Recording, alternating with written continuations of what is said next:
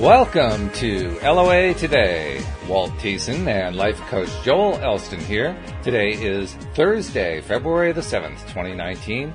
It's 8 a.m. in New York, 5 a.m. in Los Angeles, 1 p.m. in London, and Sydney, Australia is at 12 midnight. But wherever you are in the world, thank you for joining us for another episode of LOA Today, your daily dose of happy. And I'm happy to welcome back one of my favorite co-hosts, partly because I've been doing it with him longer than any of the others, and partly because I just like talking to him. So, Joel, good to have you back here on a Thursday morning.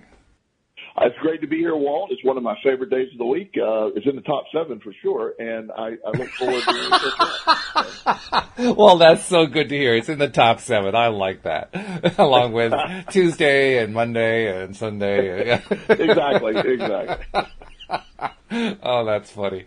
We were alluding to, before the podcast started, also this wonderful post that you posted a while back about time, because I was complaining I couldn't find my clock on my computer. And I got to just ask you to just kind of regale people with what happened with that post, because that was just a really funny post.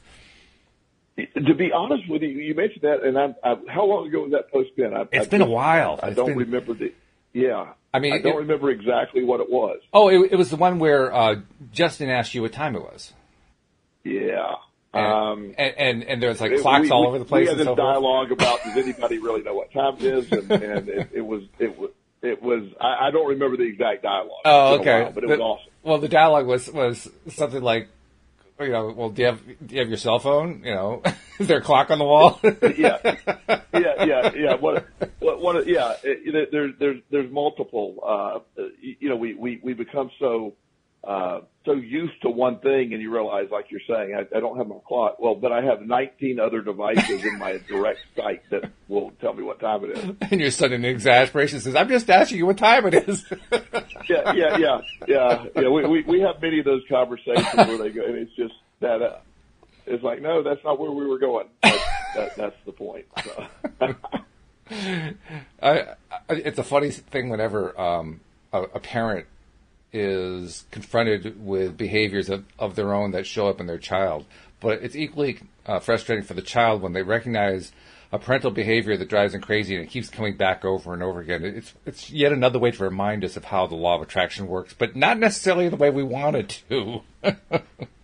Well, that's the point. The law of attraction, and that's sort of the lesson in all that. It works as in either direction or any direction. I mean, in any, it doesn't just only go to the positive, or it's what we want or what we don't want, and that's the baffling beauty of it all. Exactly. Yeah, and that's why we have to really learn to be deliberate creators. But this is a Q&A. So if you're one of the live stream listeners listening as we're recording this, and you have something you'd like us to bring up and discuss, type a question into the comments section, and we will be happy to do that. Until I'm seeing people saying hello and so forth, and that's great. But until I see a question there, I figure we'll just invent our own questions, because we're good at that. In fact, you and I actually we invented the process of name a topic with 3 seconds to go and then go.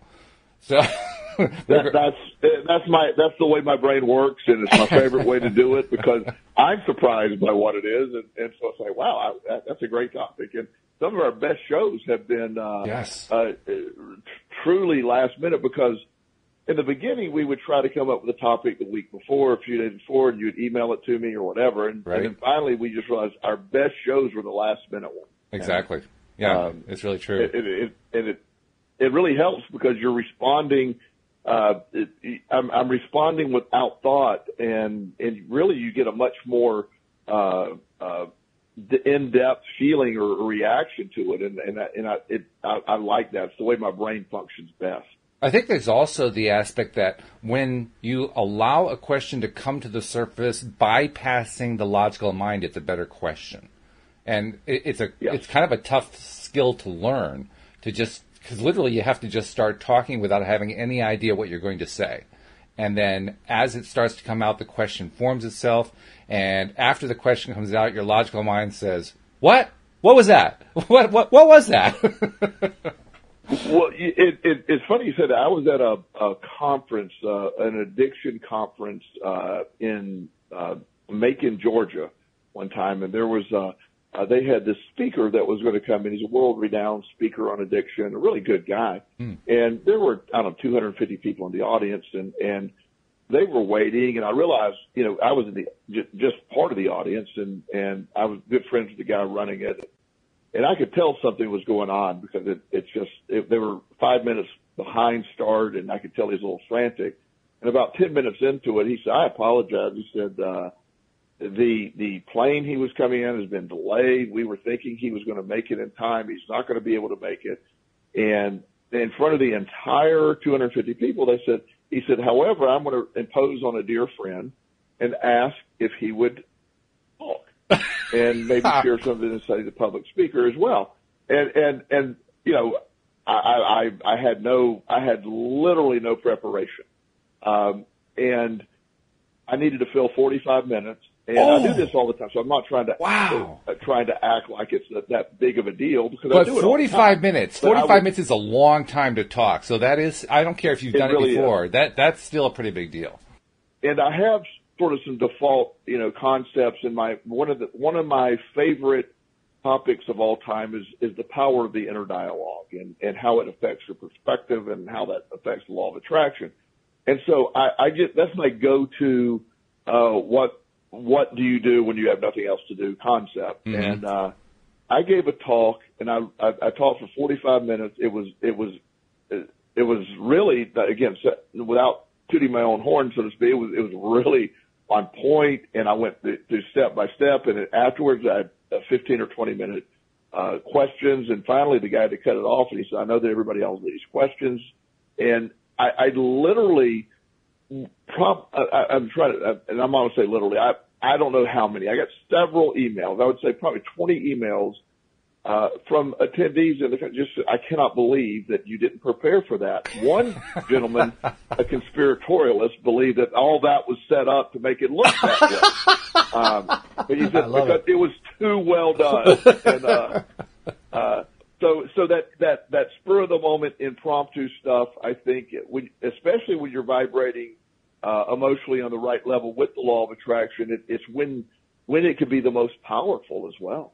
Absolutely. I agree completely. And we do have a question, by the way, and also a comment. I'll read. I think I'm going to. Well, first I have to finish copying this over here so I can see it in my little text thing, because if I try to read Facebook comments, I can never read them. But wow. I want to share first Sarah's comment, because it was not a question. It was actually just describing what happened. She says, "So today it hit me. I've not been grateful enough. So I have made my list and I've been working on saying thank you for many things, for my eyes, my hearing, my legs, my voice, my family, my animals, etc. And so the last few days I've been making big efforts to be grateful. And already in one day my car insurance company calls me, and guess what? They're reducing my monthly payments." Cool. Wow. That's good. Wow. And what an incredible realization when the idea that we don't, you think you're positive. Some of the most negative people I know will tell me how positive they are, and and if it's not in a counseling role, it's not my job to go, no, you're not. Interestingly enough, in the last few days, I posted one of my favorite quotes from the Power of Now is, "When you complain, you make yourself a victim. Leave the situation, change the situation, or accept the situation. All else is madness." Yeah. So, what I read in that, the first one that I read, I love the person that commented, so I'm not by any means suggesting that this is. But the first thing is, there was a quote that was nothing but just complaining, and I'm like, I almost hit a laugh signal. But a laugh response, like it was a joke, because I can't believe, but what this person was responding to was the leave yourself, or, leave the situation, change the situation, or accept it. It's even within that sentence, I'm looking at the complaining pieces, the whiny piece of what you're attracting. The other person was looking at how was I victimized by this person who was apparently evil. And it's not right or wrong, but we do have a filter for stuff of what what is an event, and so much of your perspective, what took place, what happened, and what are we going to do about it? Yes. Versus, this happened to me. And so when you realize I'm not grateful enough for where I'm at, and you start living that, you see immediate results. I don't think there's a more effective, instantaneous change in life than going from a negative or even a neutral mindset to a positive mindset. I don't think things change any faster than that one step. And I know you pretty much agree with that theory. Oh, yeah. And by the way, Sarah added on, not only did her insurance company reduce her monthly payments, but she got a tax rebate and won $10 on a scratch card. It was a pretty good week. Yeah, it really was. Yeah, I liked it. And again, and not only did those things happen, but her recognition of those things happening are going to invite more of that and focus on that, because it is incredibly easy. And as we talk about all the time, of being conditioned to look at the negative. It's just what it is. Our society does it. It's sad to me that we are a nation that has become a filter for negative, when in reality we have so much incredible stuff going on, despite what is being reported or what we're focusing on. Mm-hmm. And it can be a big challenge too. I mean, depending on where we are on that scale, it can be a pretty big challenge to make that shift. But it is such a worthwhile shift. And so I find even when I'm struggling with stuff, and like day to day, what's my mood going to be the next day, and I don't know. Even when I'm in that zone, I'm just striving every single day, do whatever I can to get up into the higher levels, because it always pays off. And do I always succeed? I don't always succeed, but I get there fairly often. And when I do, things actually do get better. They really do. Yes. Yes. Now, Nasha has a question. She says, how do we make a list of things with an open heart? This is like a list of like the top 5 things to manifest into our lives. I think she kind of answered the question in her question, but how do we make a list? Well, I think that every individual has to figure out what works and how to do this themselves. But the way I look at it is, what do you find yourself focusing on during a day?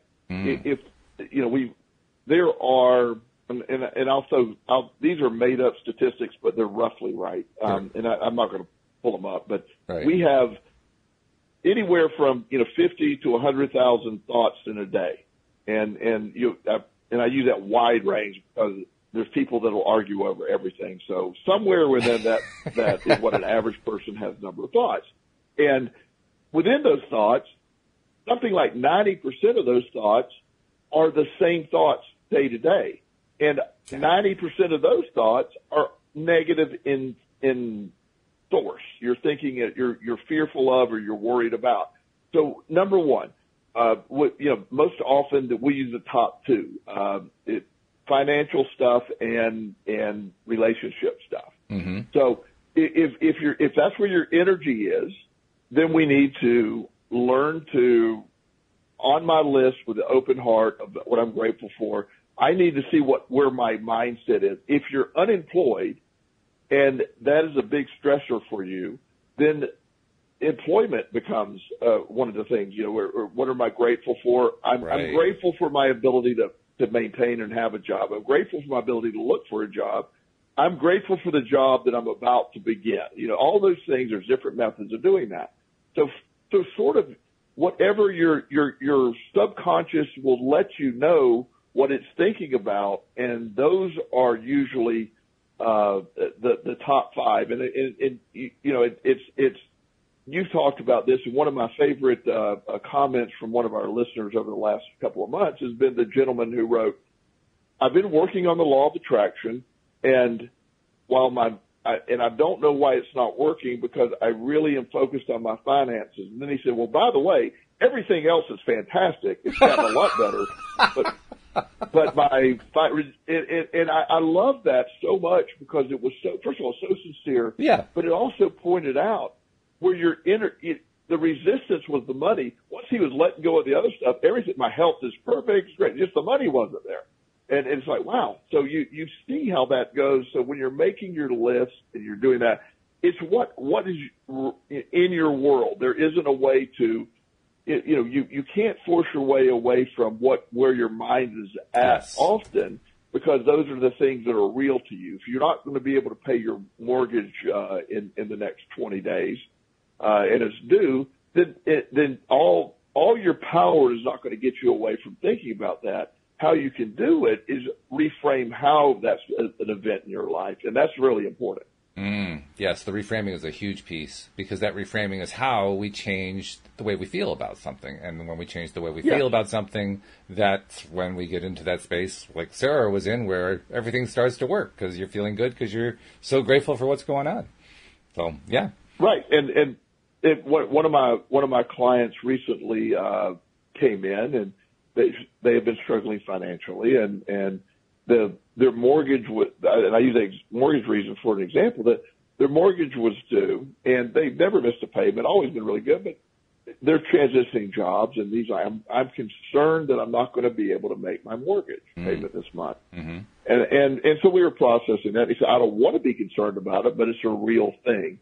And as we processed it, I said, well, first of all, there's a really good chance you're going to miss your mortgage payment now because you're concerned about missing your mortgage payment, as weird as that sounds. What we're going to do is, number one, what action steps can we take? Mm-hmm. And so when we stepped away from the emotionality of the fear of that, I knew that the answer was going to be there, because he's lived in this home for 10 years, never missed a payment. I said, you're just simply going to go home. You're going to call the mortgage company, tell them that there's a life transition going on. What programs do they have in place to get you through?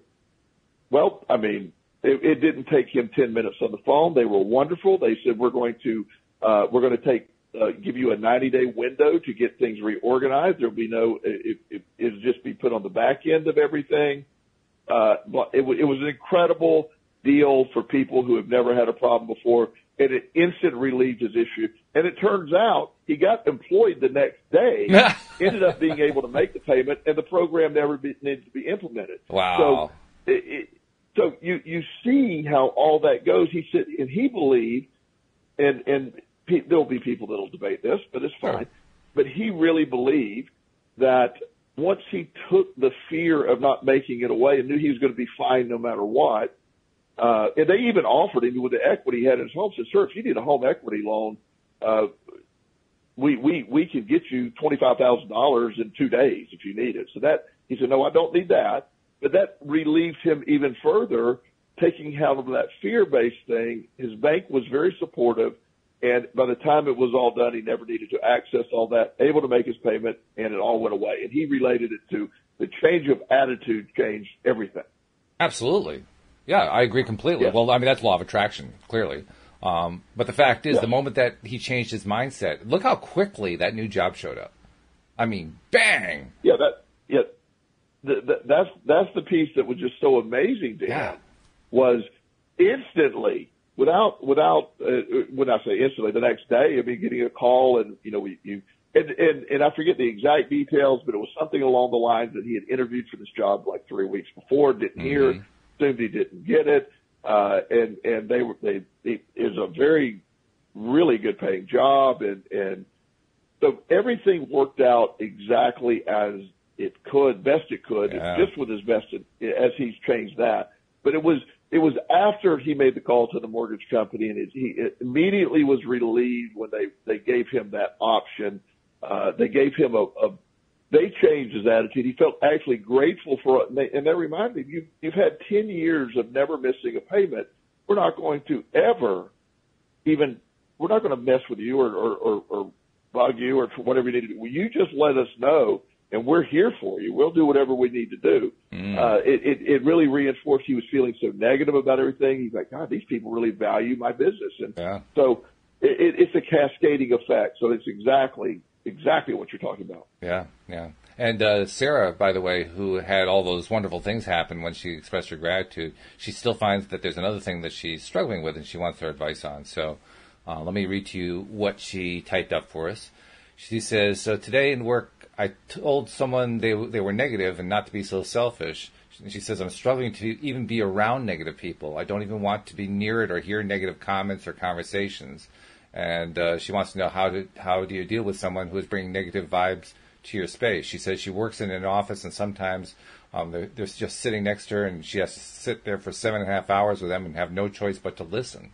What do you do? I will refer to, and I'll recommend, I'm sure, obviously, our listeners and our Facebook friends they're in tune to the law of attraction. Right. Rhonda, in The Secret, speaks about situations in the workplace. What we have to do is we have to look at the situation and see what can I do.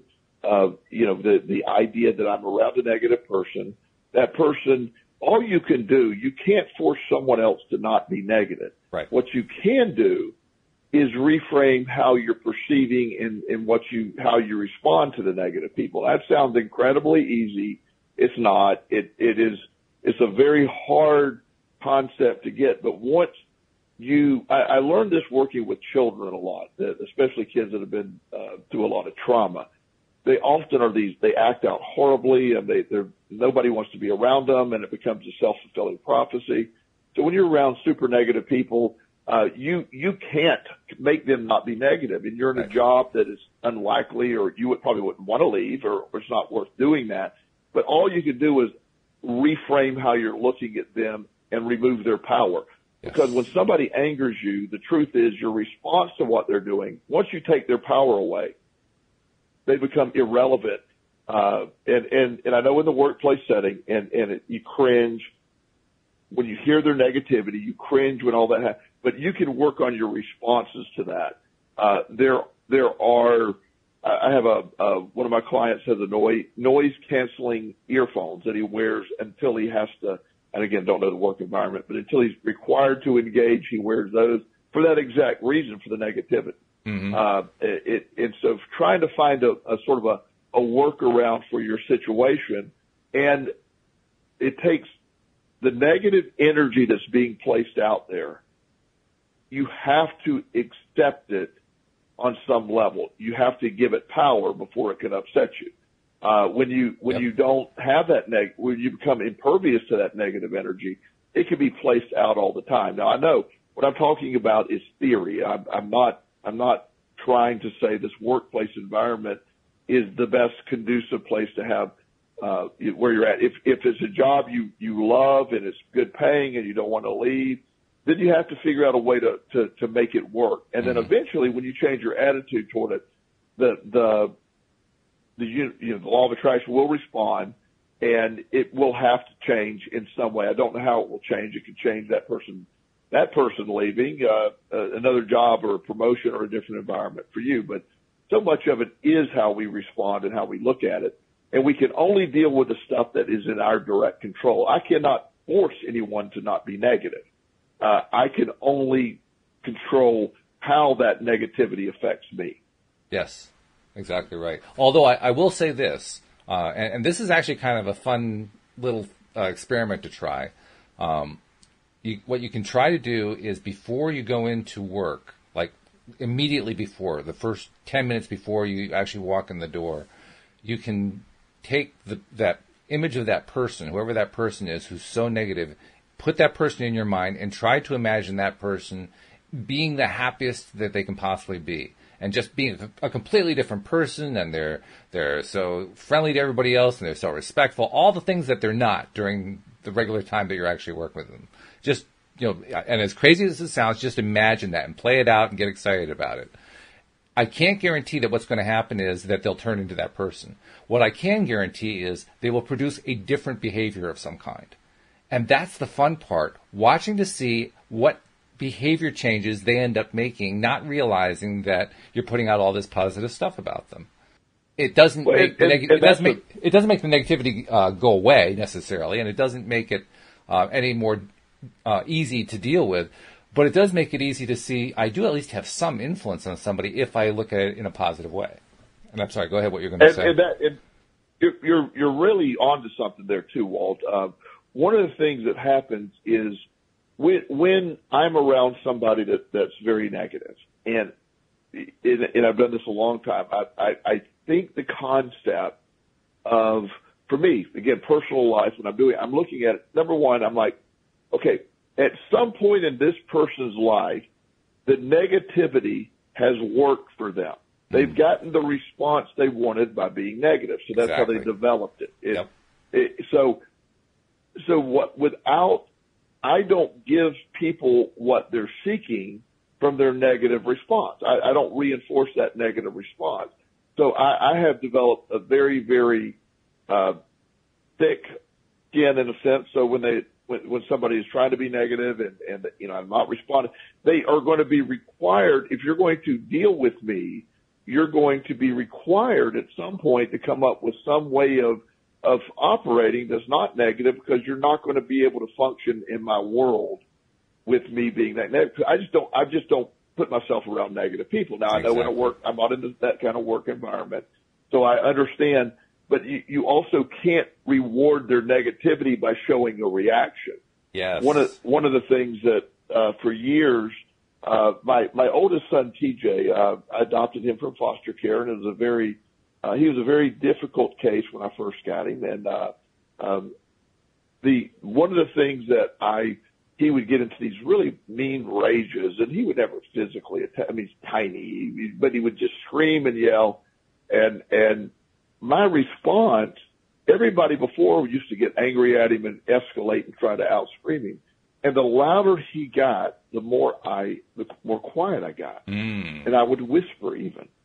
And like he one day came in and he goes, I can't believe the life has screwed me up so much. Blah, blah, blah. And he was just and he had a really difficult life. So I completely understand that his view of it, it's a really screwed up life. And another family member had disappointed him, and he was very mad.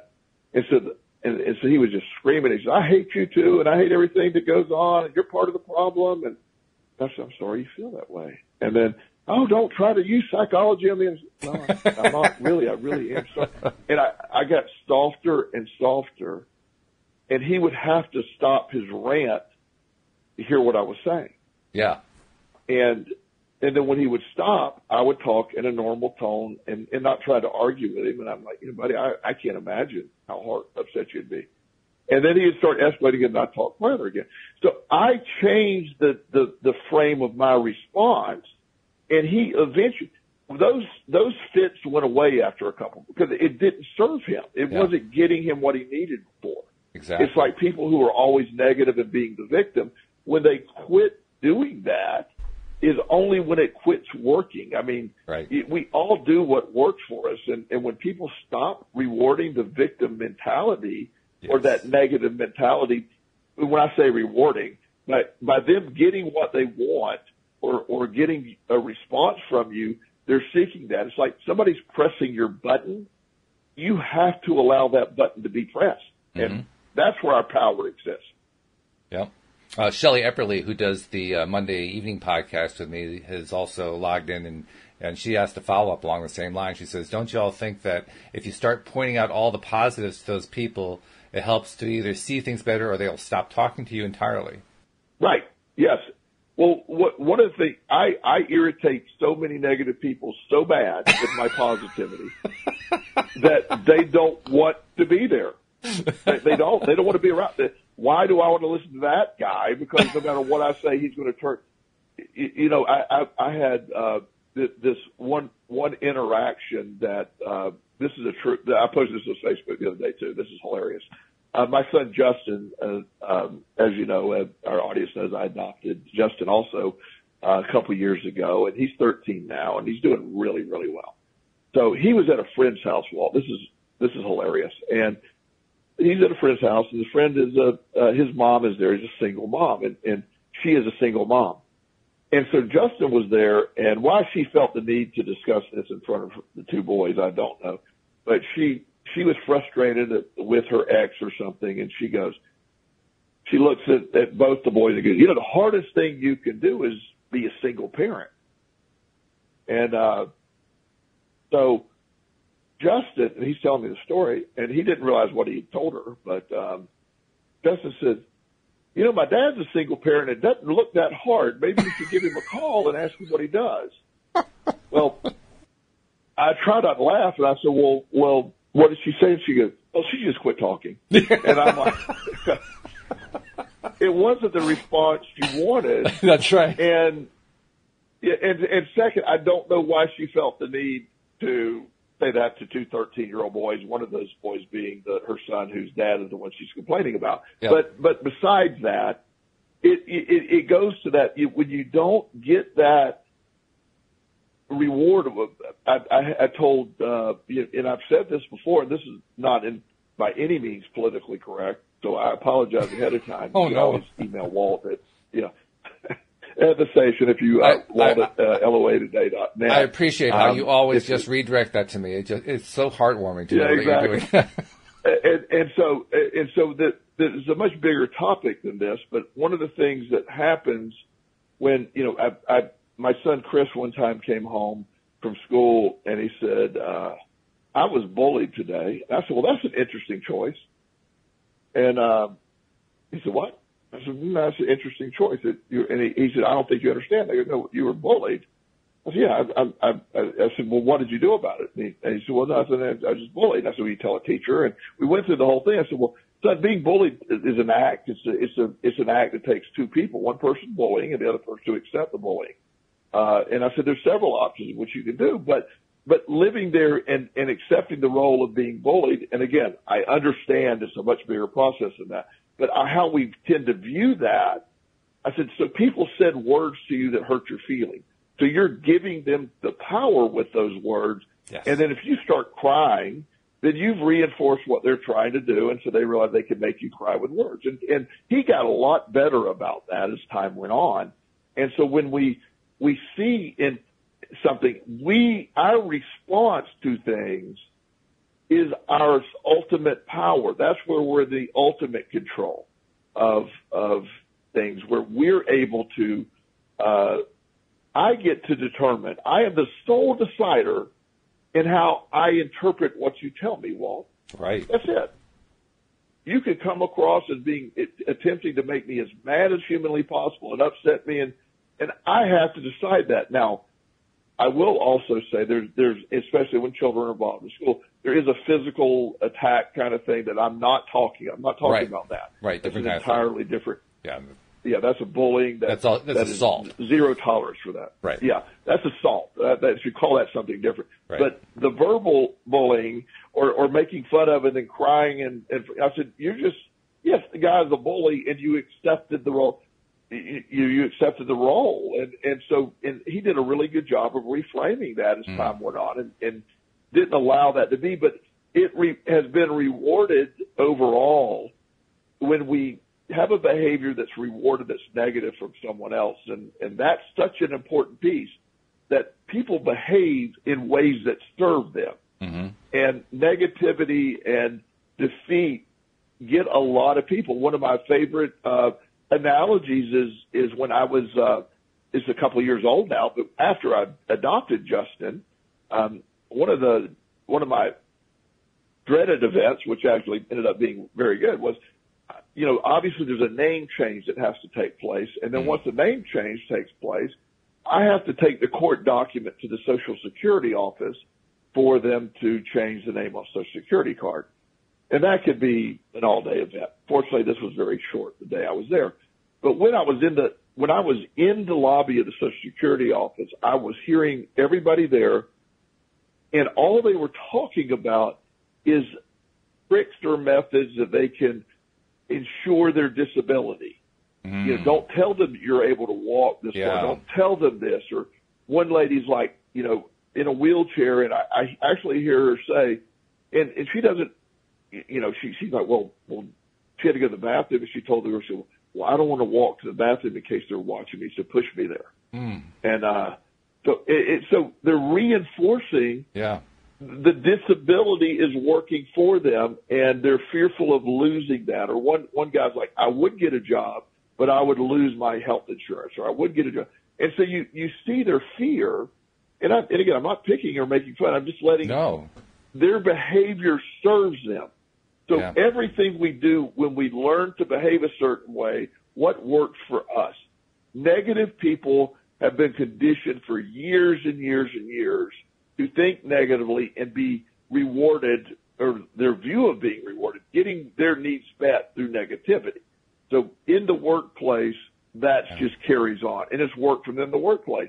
I see people, when I used to be in the corporate world, I see people all the time that did that negative approach to get their needs met in the workplace. And nobody wanted to be around them. And it was very, very difficult. Eventually they sort of, left our workplace because that's just not what we were. We weren't a negative. I would always counsel people on the positive aspects of what we're doing. And a lot of times they didn't like that. Mm-hmm. But it's absolutely true. And it's amazing how we do get into that trained place of believing that the negativity is what we really want. And I say that's amazing because usually, actually I would say 100% of the time, people who are reaching for negative energy of some kind are basically reaching for the scraps, but they don't realize it. They have somehow convinced themselves that's the best they can get. So they'll get whatever the best is they can get. And that if that's all they can get, that's all they can get. But at least they got that much. And that becomes part of that psychology. Completely. Yeah. Completely. I mean, you see it with political leaders a lot. Political leaders who go after issues in really, really negative ways. And you can tell, I mean, they're the ones who start the fights and so forth. And you can tell they're just struggling to get energy from that fight.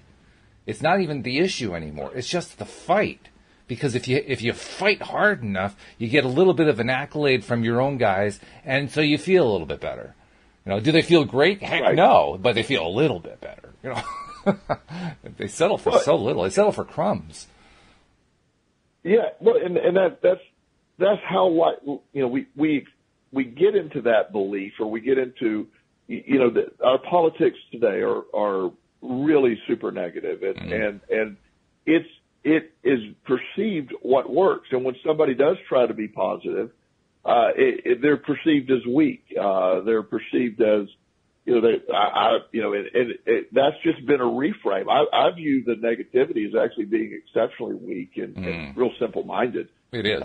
When you look at, we live in a time where incredible technology exists. We live in a time where we have access to pretty much the entire universe's history of knowledge at our fingertips. I can get on my cell phone information, really an answer to everything.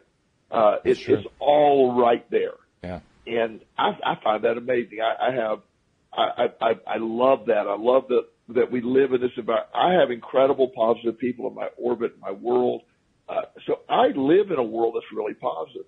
But there's an equal negative world out there I choose not to participate in. And as you know, I don't watch the news. Right. You can't avoid hearing what's going on, but I certainly don't seek it out. And, I find no value in it because me knowing it or seeing, there isn't really any news any longer. It's which exact spin you're putting on it. You're like, True. I can look at this and say, well, here's the problem. I'm spinning it this way. Okay, that's my thing. And if you don't agree with me, you're not really an American, And all that kind of stuff. Yeah. That's true. You're right also in another way that there really is no news anymore because the way that news is structured these days, if some tidbit is discovered about some ongoing story, the headline becomes that tidbit, and then the rest of the story is all the previously rehashed stuff that's been going on, that was reported over the last 3 months. So none of the article is actually new. It's just the headline that's new. Which is pretty sick, really, when you think about it, because it means you're basically inundating yourself as the reader with all that same crap that happened a week before, and the week before that, and the week before that, and the week before that, and you're just rehashing it in your subconscious mind over and over and over again. No wonder you get negative. I mean, that's programming. And one of the things that I thought was hilarious, and again, this isn't hilarious in the big scheme of things, but it's where the answer is to what we're talking about. It's somewhere in the Middle East several years ago. There was some event happen, and we're going to go protest and we're going to burn the American flag event kind of thing, Yeah. And so the cameras were there, and as they panned the crowd, and everybody was chanting "Death to America," "Burn the flag," and I think Obama was president, so they're burning pictures of him and jumping up and down. Well, the funny thing is, there's a guy there, totally separate. He was making the point. The CNN camera shut off, and everybody stopped. Now, he had a cell phone video taking pictures, and he showed everybody, once the red light of the camera went off, everybody just stopped. It's like, well, wait a minute, are you enraged? And they're talking, and the crowd's staying there, and they're not making any noises. And then they see the light of the camera come on, the guy getting ready to start talking again. They start chanting again and burning flags again, and he goes live, and it's this chaos scene until the red light of the camera goes off.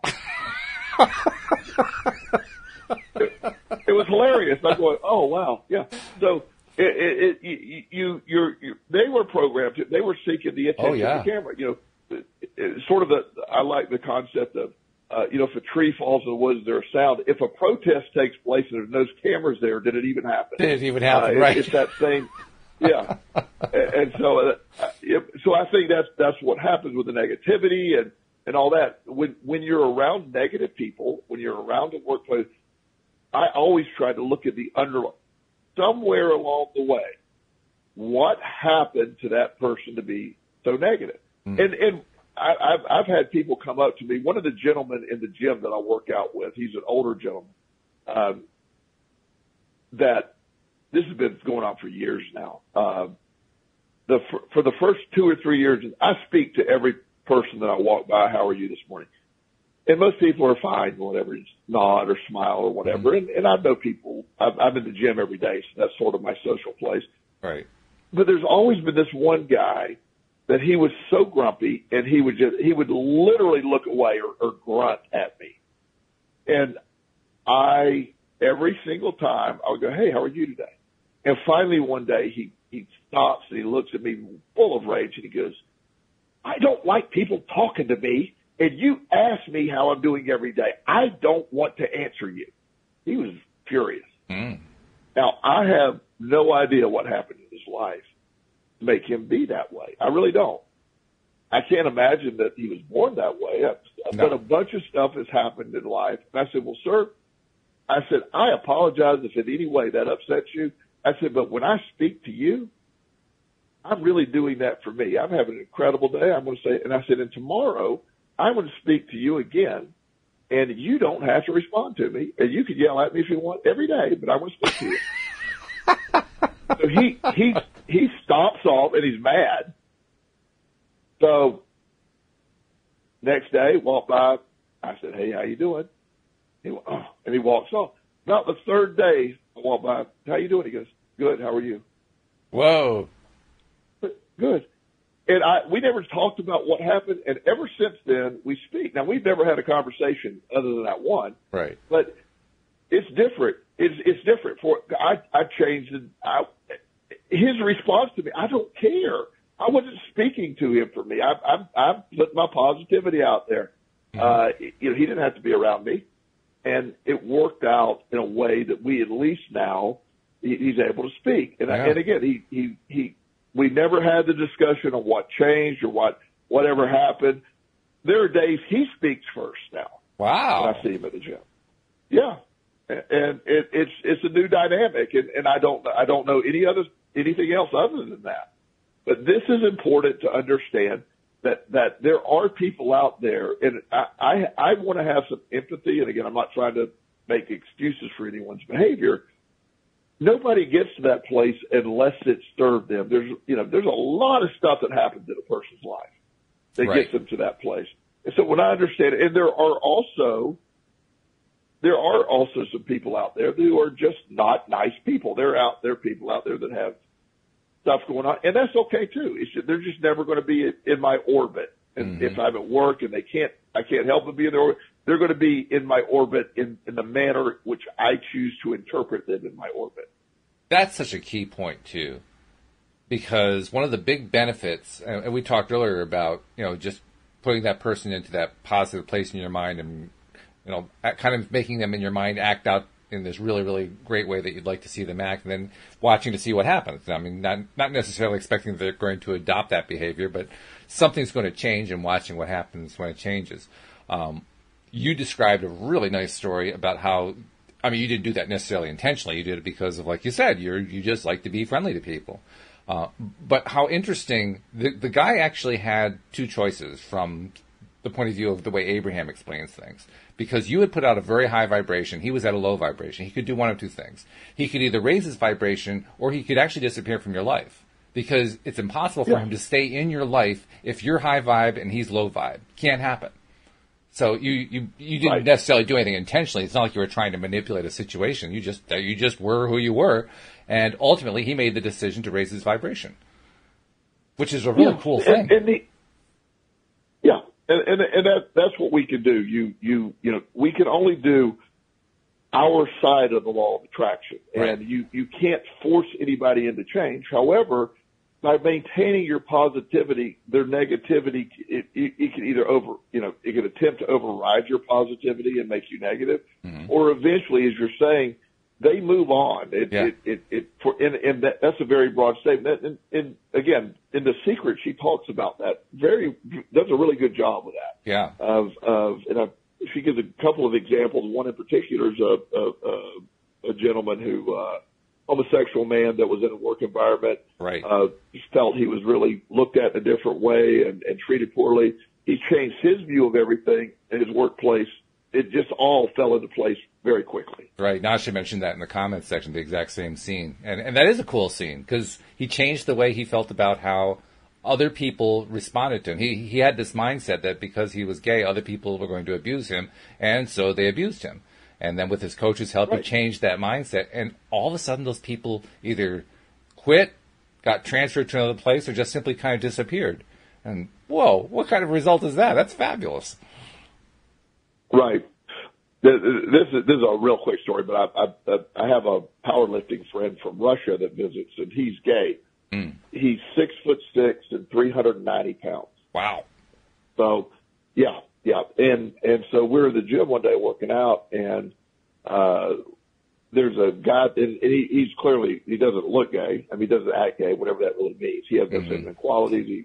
He's just gay. Yeah. And so, there's this really country redneck guy that was working out beside us, and he made some comment, using a derogatory comment toward homosexuals. And my friend was there, and he goes, excuse me? And the guy looked at him and goes, yeah. He said, oh, yeah, I can't believe those, and he used a derogatory comment that are allowed to walk the streets. And he goes, my friend goes, I'm gay. And the look on the guy's face was, I wish I had the camera. Because I'm sure. Like, yeah, you're not. Yeah. And he goes, well, I wasn't really talking about you. And he goes, yeah. And I go, now my friend is not going to do anything. He's a very kind man.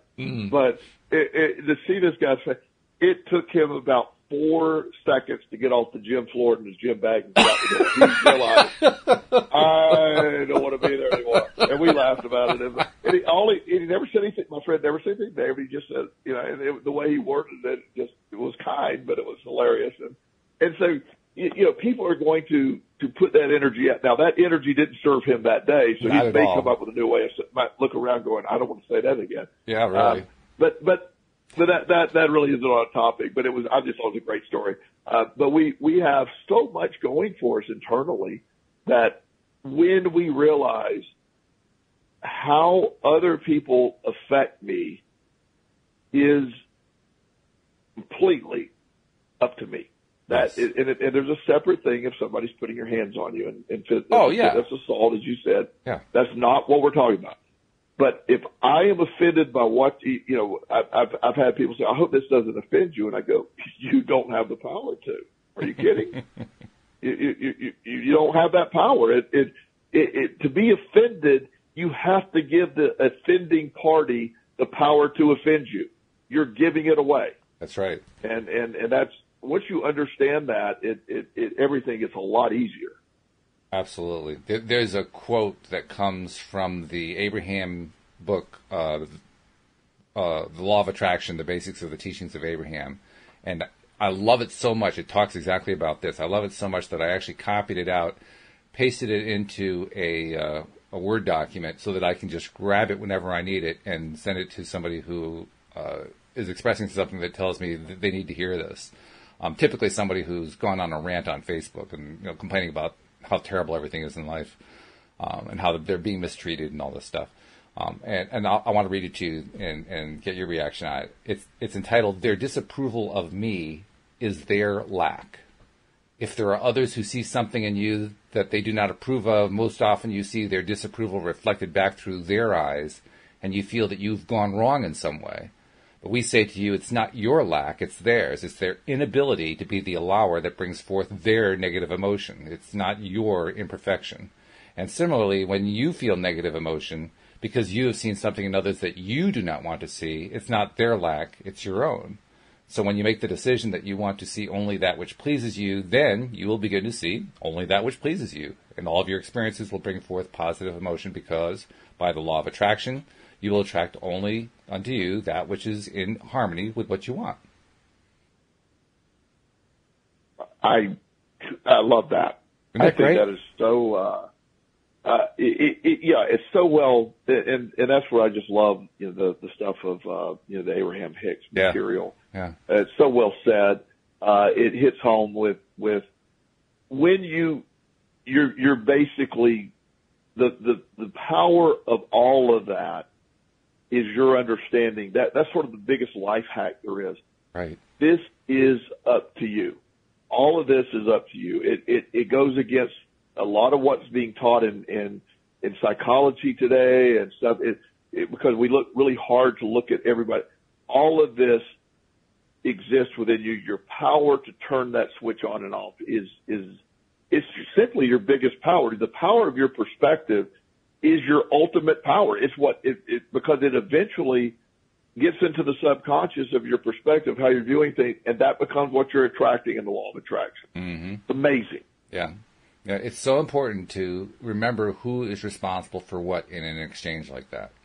We tend to reverse the roles, and it's important to remember, no, their stuff is their stuff, my stuff is my stuff. It's not the other way around. And often, and not every case, but often some of the things that will upset you the most or get you wound up the most are things that you recognize in yourself that are out of harmony as well. Mm-hmm. So when you see somebody behaving in a way that you've behaved in the past, or in my addictive behavior, one of my most hated at the time, and I use that term on purpose, I was very much the role of the victim early. And when I was in my addiction, everything goes wrong. I've been dealt an unfair hand, and all of that. That is, I just like that mindset so much, and I was fulfilling that. I was getting exactly that back in my life as I was saying it, or feeling it, and so it became a self-fulfilling prophecy. It's an interesting thing you said, too, because you said you liked that mindset, and what you were describing didn't sound all that wonderful. It's an interesting way to say it. Yeah. It's such a paradox when you're dealing with it, because your reward system it could get what we perceive as pleasure is simply, your pleasure may be my pain. Mm-hmm. And when you understand that has a lot to do with our individual experiences, and again, what has served us and what rewards us, it's just amazing how all that ties together. But you can overcome every single thing that has happened or been programmed, because, like the old saying, it's not what happens to you, it's how you respond to what happens to you that matters. That's it. We could sort of wrap it up with that if we needed to. That's the answer. But it's a lot more difficult than it sounds. But it is the answer that you get to choose. You get to view it. You get to look at it. You get to process it. And you get to do it that way at whatever filter you want to look at. Right. If you want to, the story that we've told before, several times has been about the young lady that, she moved into a new home. Her and her husband moved into a new home, and she was looking out at the back window. She could see the neighbor's backyard. and she mentioned to her husband, she said, that lady needs to get a different laundry detergent. Her sheets are yellow. Oh dear. And he rolled his eyes and okay, and why are you even looking at that? And then 2 or 3 more times she made the comment, well, she just really isn't very good at doing laundry. And all of a sudden one Saturday she goes out and she looks, she says, oh my goodness, she must have got some new laundry detergent. It looks really clear. I mean, her clothes look clean. And her husband goes, no, I cleaned our window. And the idea that the filter she was looking through was dirty. The filter that she was looking at that woman's laundry was dirty. And so her perception was the woman was lacking in her skill set because, and the truth is, her vision was clouded or her vision was filtered through a negative lens. When your lens is negative and you're looking at the world through negative, that's what you're expecting to work. That's how you think it operates. When you remove that lens, you see an entirely different new way of seeing things. It definitely gives us a new perspective on the concept of dirty laundry. It isn't the laundry, it's the window. Exactly. Yeah, it's that, or it's like, you get a new pair of glasses for somebody that needs glasses to upgrade their prescription, and you're like, oh my goodness, wow, where the lens in which you're viewing the world has a major impact. The perspective of people from inner city Baltimore of the world and versus in the wealthy area of Dallas, Texas or something are very different perspectives. They're the same world, but they're very different. Very true, yeah. It reminds me of something that I think it was Louise told me. It may have been a co-host. I can't remember for sure. But somebody told me recently that there is a new technology out that enables people who are, quote, colorblind, unquote, to be able to see full color. Somebody who's colorblind is usually somebody who just can't see greens and reds. They can see yellows, blues, oranges, that kind of thing, but they can't see greens and reds. And this technology uses very similar kinds of things to what regular television does to create colors in the middle and be able to show them those colors within their ability to see with the rods and cones they actually have in their eyes. And they put the glasses on, and they're stunned. They're stunned with how powerful they're seeing these new colors they've never seen before. It just becomes an eye-opening experience, literally an eye-opening experience. And that's what I think about when you talk about how, that perception makes all the difference in the world. You get a new perception. It's like, whoa, this is incredible. Yeah. Yeah. And that's your perception, your perspective. When you spend an entire lifetime of viewing the world through a negative lens or the lens of a victim or all this, or it's unfair, and it isn't that you're wrong or you're bad. It's just what how you developed your life and how you, and when you said in the beginning that the ability of of Sarah to flip the script and realize she wasn't being grateful enough. Once she was able to do that, she instantly was rewarded. And then the more rewards you get, then being positive rewards you. And being positive, it doesn't mean every day it's just glitzy and beautiful and there's no problem. It's understanding that no matter what happens, you have the ability to handle it and filter it. Instead of being victimized by it, you have the ability to handle this. And that's the difference, is how can you look at it? I've had horrible events happen in my life that I will never tell you are positive events, but I will tell you my ability to filter them is where my strength lies. Right. Hey, before we're done here, I want to remind people, if you're not yet a subscriber, please become one. The easiest way to do that, just go to the homepage of our website, loatoday.net. Click the right icon there. They're marked pretty clearly, and it'll just walk you through the process, and then you get all of our episodes coming right to your smartphone every single day.